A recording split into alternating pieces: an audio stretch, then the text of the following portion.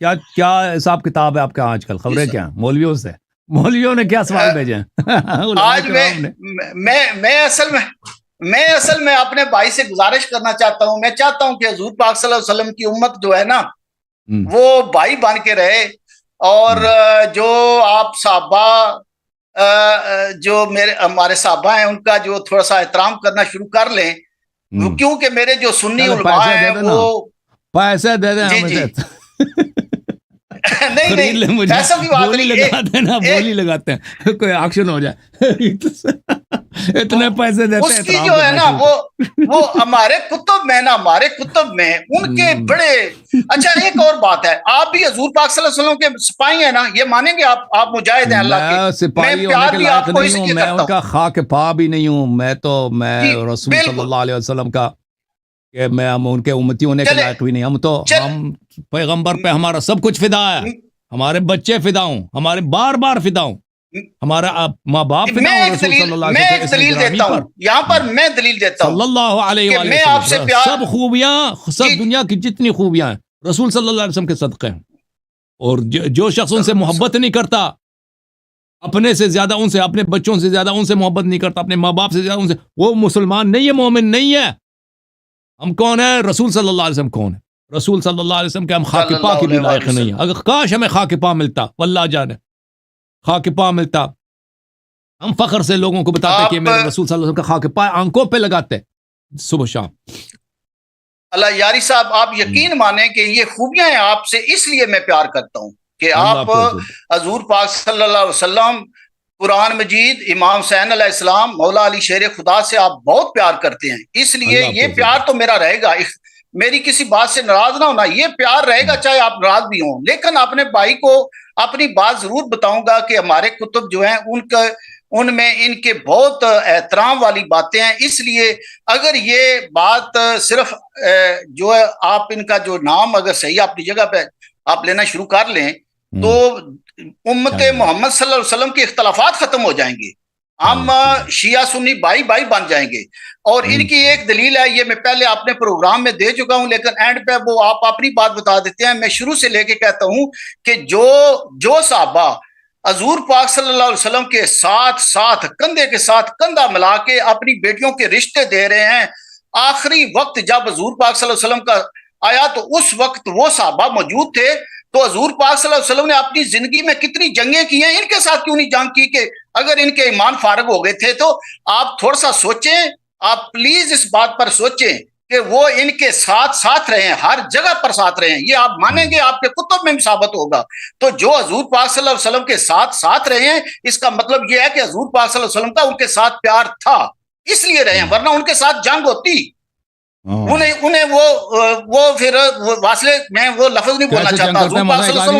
دیکھیں ایک آدمی آتا ہے مسجد میں, ٹھیک ہے نا, نماز پڑھتا ہے, جی اور وہی کلمہ پڑھتا ہے, تقریریں سنتا ہے, پر صدقات وغیرہ جب آتے ہیں زکوٰۃ, اس میں سے بھی کچھ آپ اس کو دے دیتے ہیں. لیکن آپ کو پتہ ہے کہ آدمی صحیح آدمی نہیں ہے, بعد میں آپ کے مرنے کے بعد یہ کوئی حرکت کر دے گا. تو نبی صلی اللہ علیہ وسلم سے آدمی سے اگر جنگ لڑتے تو دنیا کیا کہتی؟ دنیا تو یہ نہیں کہتی نا کہ بھئی اس نے ایک ایسے آدمی سے جنگ لڑی, اس کو قتل کیا جو بعد میں اس نے غلط کام کرنے تھے. دنیا تو یہ کہتی کہ ایک بے گناہ آدمی تھا, ایک بوڑھا تھا, اس کا سسر تھا, ٹھیک ہے نا, وہ مسجد میں آتا تھا, نمازیں بھی پڑھتا تھا, تقریر بھی سنتا تھا, اس نے کوئی غلطی بھی نہیں, ایسے ہی اس نے کہہ دیا کہ مجھے پتہ ہے کہ تو فراڈی ہے, مجھے پتہ ہے کہ تو جو بعد میں جو میرے بات کیا, میں تجھے آج ذبح کرتا ہوں. دنیا کیا کہتی؟ دنیا یہی کہتا ہے نا, دنیا تو یہی کہتا ہے. تو دیکھیں یہ شریعت میں بھی نہیں ہے کہ ایک شخص نے اگر ابھی تک جرم نہیں کیا ہے, ابھی آپ اس کو ذبح کر دیں. ابھی آپ کے پاکستان میں دیکھیں, اگر کسی جج کو پتہ چل جائے آپ کے پاکستان میں کہ یہ آدمی کل جا کے فلان جگہ پہ کیا کرے گا, یہ آدمی جو ہے رشوت لے لے گا, ابھی سے اس پہ رشوت کا مقدمہ چلا دے, اس کو جیل میں ڈال دے. یہ نہیں ہو سکتا بھائی, یہ کسی قانون میں نہیں ہے, نہ دنیائی قانون میں نہ شرعی قانون میں, ٹھیک ہے نا. ہاں رسول صلی اللہ علیہ وسلم نے خبردار کیا. دیکھو پیغمبر نے فرمایا کہ جو جنگ سے بھاگے گا وہ میرا نہیں, وہ جہنمی ہے. جھنڈا دے دیا ان کو, بھائی کمانڈ دے دی کہ جاؤ یہودیوں سے لڑو, بھاگ کے آ گئے نا. آپ اس جگہ پہ رک کے میری بات سنیں گے تو پھر مزہ ہے نا. آپ رک نہیں رہے, رکے نا اسی جگہ پہ. اگر انہوں نے یہ بات جنگ میں تو کہہ دی, تو پھر جب آخری وقت آیا تو وہ حضور پاک صلی اللہ علیہ وسلم کے پاس کیا لینے گئے تھے؟ جہاں پر شیر خدا موجود ہیں, اتنی طاقت والے انسان موجود ہیں, تو وہ آخری وقت میں کیا لینے گئے تھے ادھر؟ آخری وقت سے کیا مراد ہے آپ کا؟ میرا یہ ہے کہ جب حضور پاک صلی اللہ علیہ وسلم آخری وقت آیا تو حضرت عمر فاروق رضی اللہ تعالیٰ موجود تھے. حدیث قرطاس کی بات ہے, رسول پاک صلی اللہ علیہ وسلم نے وصیت لکھانا چاہے نا, انہوں نے صحابہ نے مخالفت کیا, گالی بھی دیا پیغمبر کو. میں کہہ رہا ہوں نا کہ جب ان کا ایمان فارغ کر دیا, وہ جنگ سے بھاگ گئے. وہ کون سی فخری پیغمبر کے آخری ایام کی اگر بات کر رہے ہیں تو وہی حدیث قرطاس ہے. نبی صلی اللہ علیہ وسلم نے ان کو ذلیل کر کے گھر سے نکال دیا صحابہ کو. کون سے وہ تو سب صحابہ کو کہا کہ آپ نکل جائیں, سب کو کہا, وہ سب کو کہا ہے, سب کو نکال دیا وہاں سے.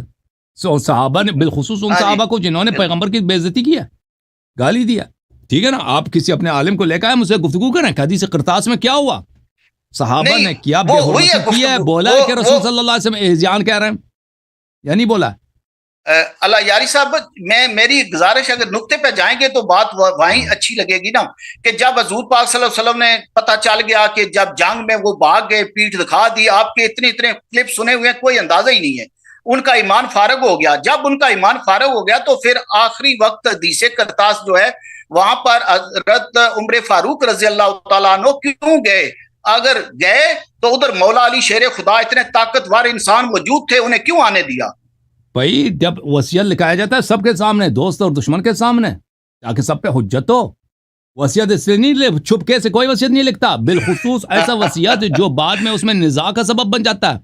وصیت اسی لیے لکھایا جاتا ہے تاکہ سب لوگ دیکھ لیں, تاکہ بعد میں کوئی اس کی مخالفت نہ کر سکے کہ بھئی یہ وصیت ہی جعلی ہے.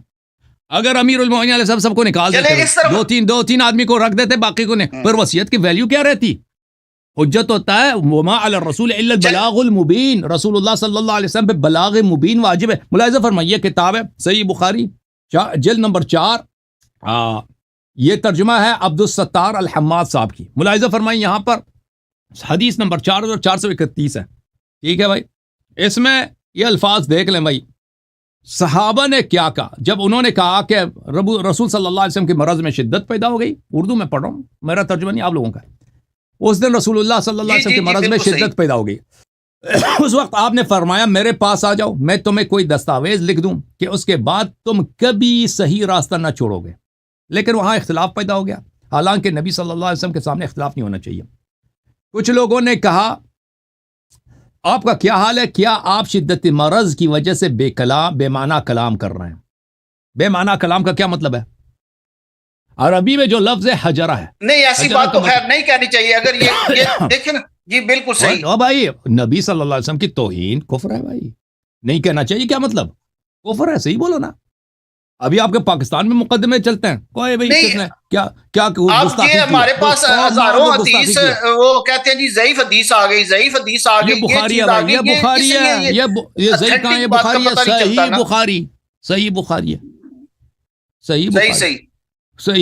صحیح بخاری. اچھا اللہ یاری میرے بھائی, میں اس طرف آ جاتا ہوں کہ مان لیتا ہوں کہ ان کے اعمال کا حساب نہ میں نے دینا ہے نہ آپ نے دینا ہے, تو ہم کیوں اس چکر میں پڑے ہوئے ہیں؟ تو یہ نہیں کہنا کہ نبی صلی اللہ علیہ وسلم کے ساتھ تھے, ساتھ نہیں تھے نا.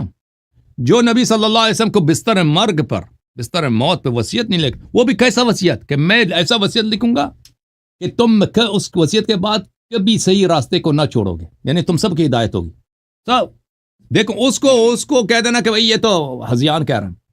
اب آپ خود سوچ لو بھائی, جو نبی صلی اللہ علیہ وسلم آخری یوم میں, آخری دن میں اس کی نبوت کا انکار کر رہے ہیں. بھائی جو بکواس کرتا ہے نستجیر باللہ, جو ہذیان کا, وہ نبی ہو ہی نہیں سکتا. ٹھیک ہے نا, اللہ ایسے شخص کو کبھی بیچتا بھی نہیں ہے کہ اس کی عقل کبھی چلے پاگل ہو جائے, ایسے ہی اپنے سے باتیں شروع کرے. تو آخری دن میں جو صحابہ نے نبی صلی اللہ علیہ وسلم کے نبوت کا انکار کیا ہے, ٹھیک ہے نا, اس کا شہادت دے دو نا تم لوگ. اب بولو نا, وہ دلیلیں بڑی ہیں لیکن میں دیتا نہیں, ٹائم بہت لمبا ہو جائے گا. ایک سوال کر کے پھر آپ جواب دیتے رہنا, کیونکہ ٹائم لاسٹ آپ کا ہو گیا. میں صرف سوال کر کے چلا جاؤں گا, صرف سوال کر. ایک بڑے عالم کو لے کر وہ دلیل جی جی, سوال میرا یہ ہے کہ میں مولوی حضرات آ جائیں. جی جی, اچھا آج میرا سوال ذرا مختلف ہے, ہٹ کے. پٹھان کے ساتھ مناظرہ ہوا تھا, آپ نے دیکھا آج عامر صاحب کے ساتھ؟ وہ بھی دیکھا ہے, بالکل. جی جی میں بالکل وہ 2-3 گھنٹوں سے میرا خیال ہے میں آپ کے ساتھ ہوں. اچھا آج میرا بھی سوال تھوڑا سا یہ ہے کہ ہم ان چکروں میں پڑے ہوئے ہیں. میرا ایک ہو سکتا ہے کہ یہ میں کچھ الفاظ کیسے چناؤ کروں گا, معاف کر دینا اگر کچھ غلط ہو گیا ہو تو. میرے خیال کے مطابق اللہ پاک نے 1,24,000 پیغمبر دنیا میں بھیجے ہیں, تو انہوں نے یہ کہا ہے اللہ پاک نے, جو میں سمجھ رہا ہوں, کیا کہ آپ نے بتانا ہے کہ آپ میں صحیح سمجھاؤں یا غلط سمجھاؤں, کہ جاؤ اللہ تعالیٰ نے پیغمبر بھیجے ہیں کہ جا کے میرا تعارف کراؤ, میری تعریف کرو, میرا بتاؤ کہ میں رب العزت ہوں, میں بڑی شان والا ہوں, میں پیدا کرنے والا ہوں. لیکن ہم کس چکروں میں پڑے ہوئے ہیں, کبھی جو یہ اتنی باتیں جو کر رہے ہیں ہم, میرا خیال ہے کہ تھوڑا سا اس موضوع کو چینج کر کے اللہ کی طرف بھی رکھنا چاہیے کہ اللہ نے ان پیغمبروں کی بھی یہ ڈیوٹی لگائی ہے کہ جاؤ میرا تعارف کراؤ. ہم تھوڑا سا اس پہ آپ تشریح کر دیں. میں ٹھیک ہے میں یہ سوال کر کے آپ بات بالکل صحیح فرما رہے ہیں کہ اللہ تعالیٰ نے انبیاء علیہ السلام کو اس لیے بھیجا ہے کہ وہ بندوں کو بندگی سکھائیں اور توحید سکھائیں, اللہ کے صفات سکھائیں. بالکل آپ بات صحیح کر رہے ہیں. کبھی ہمیں وہ باتیں بھی کہنی چاہیے. بات آپ کی صحیح ہے, مانتے ہیں, اس کے منکر پہ لانا. جی بالکل سر. اللہ یاری صاحب تھینک یو. میں صرف آپ کو ملنے آتا ہوں. اللہ آپ کو عزت دے. اللہ آپ کو سلام دے. Thank you sir.